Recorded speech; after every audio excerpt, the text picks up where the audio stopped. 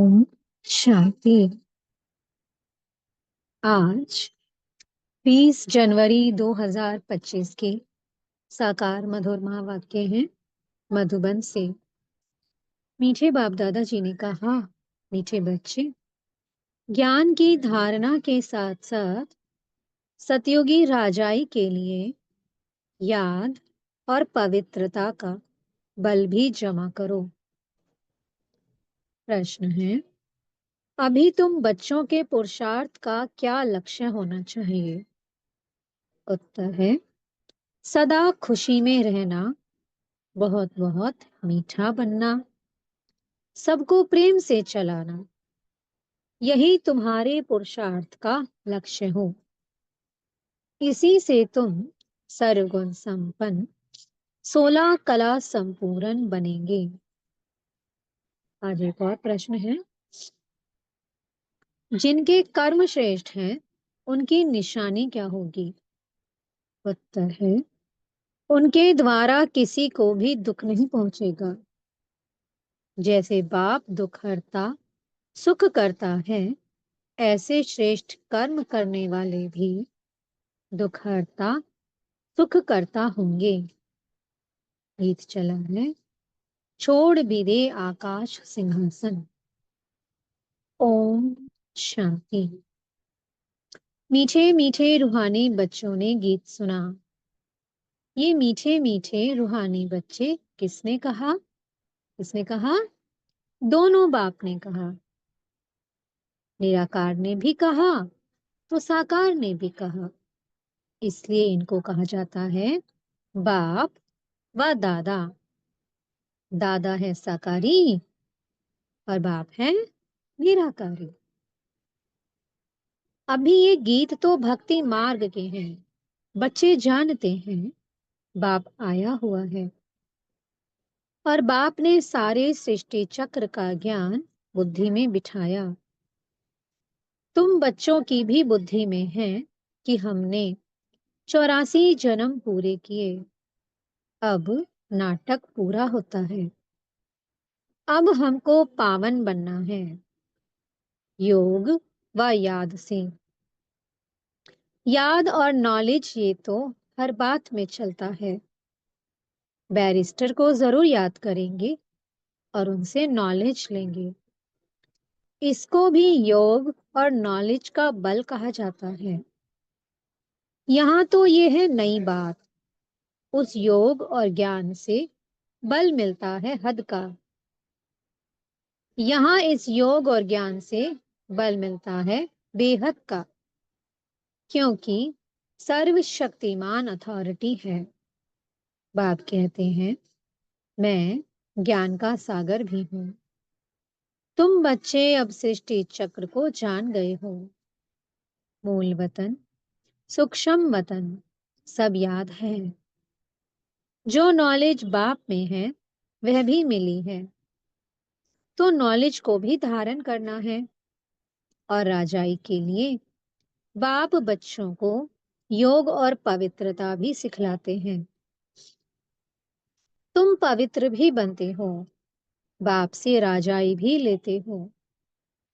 बाप अपने से भी ज्यादा मर्तबा देते हैं। तुम 84 जन्म लेते लेते मर्तबा गवा देते हो। ये नॉलेज तुम बच्चों को अभी मिली है। ऊंचते ऊंच बनने की नॉलेज ऊंचते ऊंच बाप द्वारा मिलती है। ऊंचे ते ऊंचा बन रहे हैं हम। क्या बन रहे हैं? लक्ष्मी नारायण, उनके जैसा बन रहे हैं। और बनेंगे कैसे? इस नॉलेज से, इस पढ़ाई से। बच्चे जानते हैं अभी हम जैसे कि बाप दादा के घर में बैठे हैं। ये दादा ब्रह्मा, माँ भी है।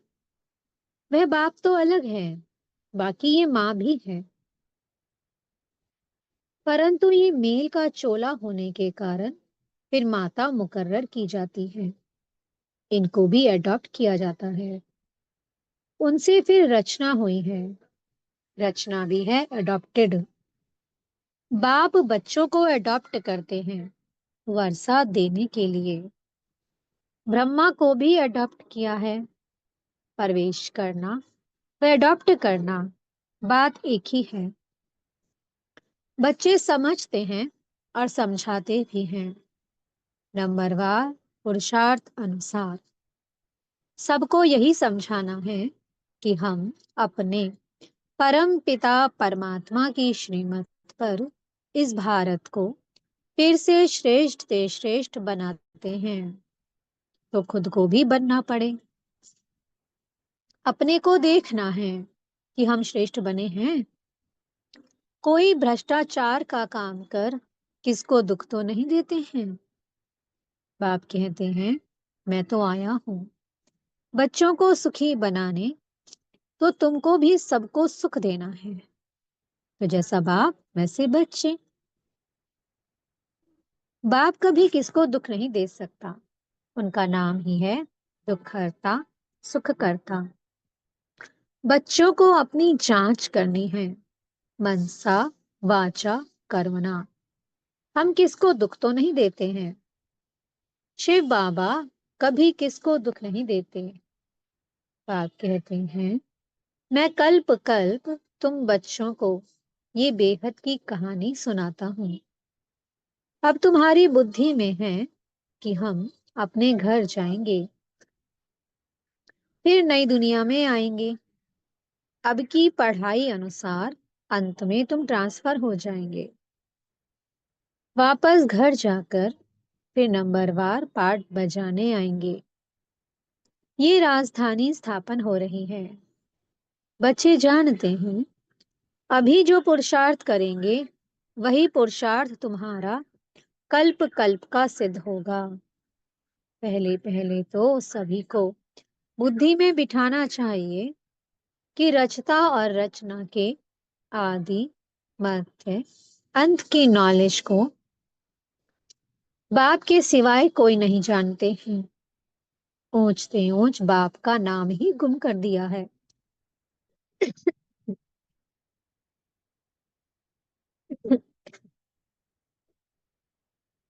त्रिमूर्ति नाम तो है, त्रिमूर्ति रास्ता भी है, त्रिमूर्ति हाउस भी है। त्रिमूर्ति कहा जाता है ब्रह्मा, विष्णु, शंकर को। इन तीनों का रचयिता जो शिव बाबा है, उस मूल का नाम ही गुम कर दिया है। अभी तुम बच्चे जानते हो, ऊंचते ऊंच है शिव बाबा, फिर है त्रिमूर्ति। बाप से हम बच्चे ये वर्षा लेते हैं। बाप की नॉलेज और वर्षा, ये दोनों स्मृति में रहें तो सदैव हर्षित रहेंगे। बाप की याद में रहे, फिर तुम किसको भी ज्ञान का तीर लगाएंगे तो अच्छा असर होगा। उसमें शक्ति आती जाएगी। याद की यात्रा से ही शक्ति मिलती है। अभी शक्ति गुम हो गई है, क्योंकि आत्मा पतित तमोप्रधान हो गई है। अब मूल फिक्रात ये रखनी है कि हम तमो प्रधान से सतो प्रधान बने। तो बाबा ने क्या कहा है कि हमें सिर्फ एक ही फिक्र रखनी है कि हम कैसे तमो प्रधान से सतो प्रधान बने। और कैसे बनेंगे? याद से। मन मना भव का अर्थ भी ये है। गीता जो पढ़ते हैं उनसे पूछना चाहिए कि मन मना भव का अर्थ क्या है। ये किसने कहा कि मुझे याद करो तो वर्षा मिलेगा। नई दुनिया स्थापन करने वाला कोई श्री कृष्ण तो नहीं है, वो प्रिंस है। ये तो गाया हुआ है कि ब्रह्मा द्वारा स्थापना। अब करण करावन हार कौन है? भूल गए हैं। उनके लिए सर्वव्यापी कह देते हैं। कहते हैं ब्रह्मा, विष्णु, शंकर आदि सब में वही है। अब इसको कहा जाता है अज्ञान। बाप कहते हैं, तुमको पांच विकारों रूपी रावण ने कितना बेसमझ बनाया है। तुम जानते हो, बरोबर हम भी पहले ऐसे थे। हाँ, पहले उत्तम से उत्तम भी हम ही थे, फिर नीचे गिरते महान पतित बने। शास्त्रों में दिखाया है राम भगवान ने बंदर सेना ली, ये भी ठीक है। तुम जानते हो हम बरोबर बंदर मिसल थे। तुम जानते हो हम बरोबर बंदर मिसल थे। अभी महसूसता आती है, ये है ही भ्रष्टाचारी दुनिया। एक दो को गाली देते कांटा लगाते रहते हैं। ये है कांटों का जंगल, और वो है फूलों का बगीचा। जंगल बहुत बड़ा होता है और गार्डन बहुत छोटा होता है। गार्डन बड़ा नहीं होता है, बच्चे समझते हैं। बरोबर इस समय ये बड़ा भारी कांटों का जंगल है। सत्युग में फूलों का बगीचा कितना छोटा होगा। ये बातें तुम बच्चों में भी नंबरवार पुरुषार्थ अनुसार समझते हैं। जिनमें ज्ञान और योग नहीं है, सर्विस में तत्पर नहीं है, तो फिर अंदर में इतनी खुशी भी नहीं रहती है। दान करने से मनुष्य को खुशी होती है। समझते हैं कि इसने आगे जन्म में दान पुण्य किया है, तब अच्छा जन्म मिला है। कोई भक्त होते हैं, समझेंगे कि हम भक्त अच्छे भक्त के घर में जाकर जन्म लेंगे। अच्छे कर्मों का फल भी अच्छा मिलता है। बाप बैठ कर्म अकर्म विकर्म की गति बच्चों को समझाते हैं। दुनिया इन बातों को नहीं जानती, तुम जानते हो। अभी रावण राज्य होने के कारण मनुष्यों के कर्म सब विकर्म बन जाते हैं। पतित तो बनना ही है। 5 विकारों की सब में प्रवेशता है। बलिदान पुण्य आदि करते हैं, अल्पकाल के लिए उसका फल मिल जाता है, फिर भी पाप तो करते ही हैं। रावण राज्य में जो भी लेन देन होती है, वो है ही पाप की। देवताओं के आगे कितना स्वच्छता से भोग लगाते हैं, स्वच्छ बनकर आते हैं, परंतु जानते कुछ भी नहीं। बेहद के बाप की भी कितनी ग्लानि करती है। वो समझते हैं कि ये हम महिमा करते हैं, कि बाबा को सर्वव्यापी कह रहे हैं, तो फिर क्या क्या समझते हैं कि हम महिमा करते हैं। ये हम महिमा करते हैं कि ईश्वर सर्वव्यापी है, सर्वशक्तिमान है। परंतु बाप कहते हैं ये इन्हों की उल्टी मत है। तुम पहले पहले बाप की महिमा सुनाते हो कि ऊंच ते ऊंच भगवान एक है, हम उनको ही याद करते हैं। राजयोग की एम ऑब्जेक्ट भी सामने खड़ी है।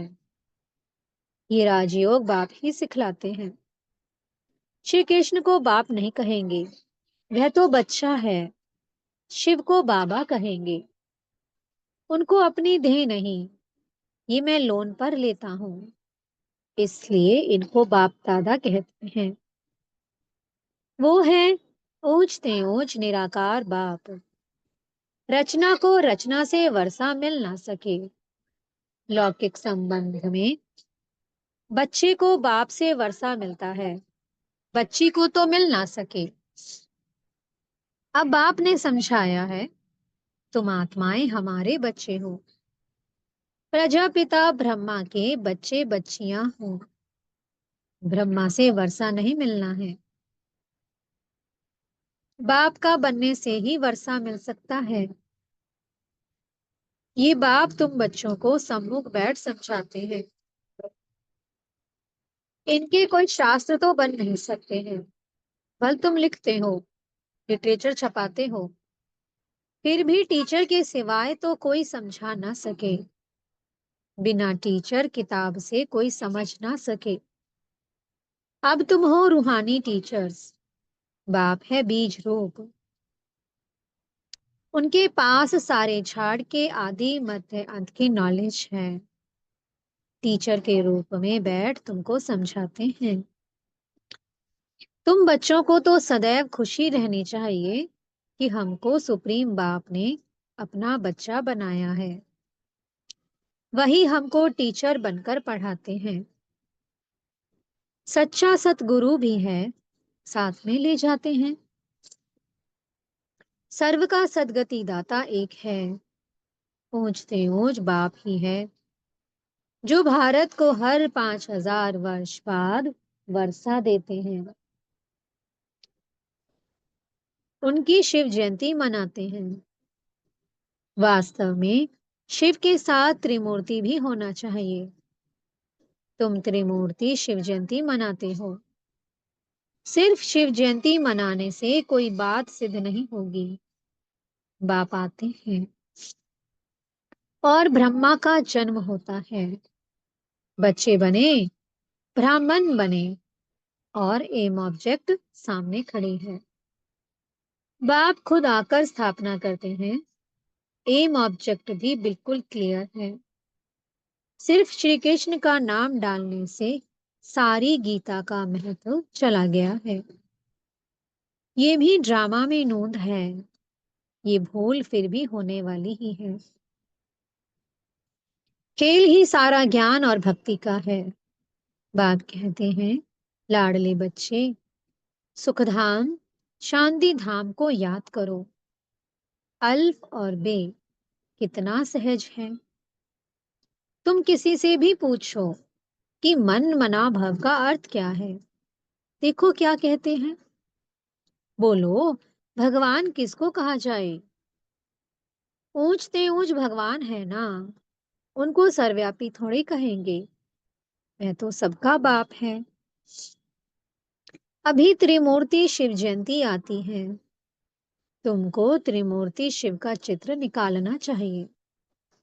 ऊंचते ऊंच है शिव, फिर सूक्ष्म वतनवासी ब्रह्मा, विष्णु और शंकर। ऊंचते ऊंच है शिव बाबा। वह भारत को स्वर्ग बनाते हैं। उनकी जयंती तुम क्यों नहीं मनाते हो? जरूर भारत को वर्षा दिया था, उनका राज्य था। इसमें तो तुमको आर्य समाजी भी मदद देंगे, क्योंकि वह भी शिव को मानते हैं। तुम अपना झंडा चढ़ाओ, एक तरफ त्रिमूर्ति गोला और दूसरी तरफ झाड़। तुम्हारा झंडा वास्तव में ये होना चाहिए। बन तो सकता है ना? झंडा चढ़ा दो जो सब देखें। सारी समझानी इसमें है। कल्प वृक्ष और ड्रामा, इनमें तो बिल्कुल क्लियर है। सबको मालूम पड़ जाएगा कि हमारा धर्म फिर कब होगा। आप ही अपना अपना हिसाब निकालेंगे। सबको इस चक्र और झाड़ पर समझाना है। क्राइस्ट कब आया? इतना समय वह आत्माएं कहाँ रहती हैं? जरूर कहेंगे, निराकारी दुनिया में है। हम आत्माएं रूप बदलकर यहाँ आकर साकार बनते हैं। बाप को भी कहते हैं ना, आप भी रूप बदल साकार में आओ। आएंगे तो यहाँ ना, सूक्ष्म वतन में तो नहीं आएंगे। जैसे हम रूप बदलकर पाठ बजाते हैं, आप भी आओ, फिर से आकर राजयोग सिखलाओ। राजयोग है ही भारत को स्वर्ग बनाने का। ये तो बड़ी सहज बातें हैं। बच्चों को शौक चाहिए, धारणा कर औरों को करानी चाहिए। उसके लिए लिखा पढ़ी करनी चाहिए। बाप भारत को आकर हेवन बनाते हैं। कहते भी हैं, बरोबर क्राइस्ट से 3,000 वर्ष पहले भारत पैराडाइज था।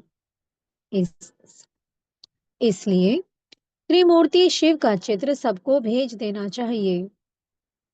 त्रिमूर्ति शिव की स्टैंप बनानी चाहिए। इन स्टैंप वालों की भी डिपार्टमेंट होगी। दिल्ली में तो बहुत पढ़े लिखे हैं, ये काम कर सकते हैं।